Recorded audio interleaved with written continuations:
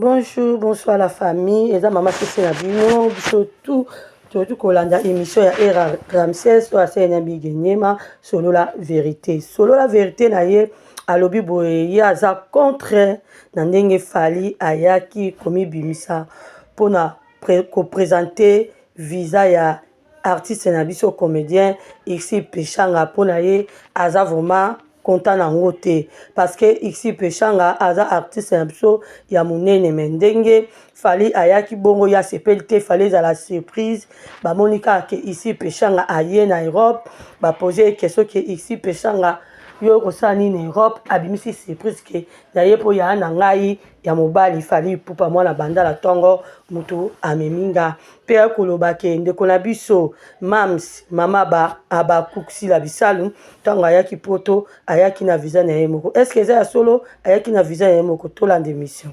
En fait ça veut dire il y a des choses oyo eko valoriser artiste était par rapport à grandeur. Neti na ba visa fali elo moko et swinga moi muke. Irsil Pechanga n'importe qui na communauté na biso lelo. Asala kombo, azana ba collègue na yi. On est na pesi ba sila. Abe aota ki États-Unis, aye Paris, aye Belgique, na ba moyen na ndenge na yi. Olimbisi famille hein, tout la vérité, sur la vérité. Non la localité bien que localité. Balobi que si la bisa tamina qui est maman Olive. Voilà, mais pour mon appel Kichu, à ça qui émission, bah on a Magali Congolo, bah oui, si la bisa aza artiste munene, aza la yango azo mérité maman Olive amenaye na po. Pechanga vandi pour l'andana nous era. Pechanga oya bosani na Paris. Non na qui accompagner grand frère na fali. Oh donc na yo pe visa ne utake pas fali. L'actualité, au moins l'actualité à sincérité. Quand tu donnes deux fois, oui, au PC c'est long qu'on ait senga.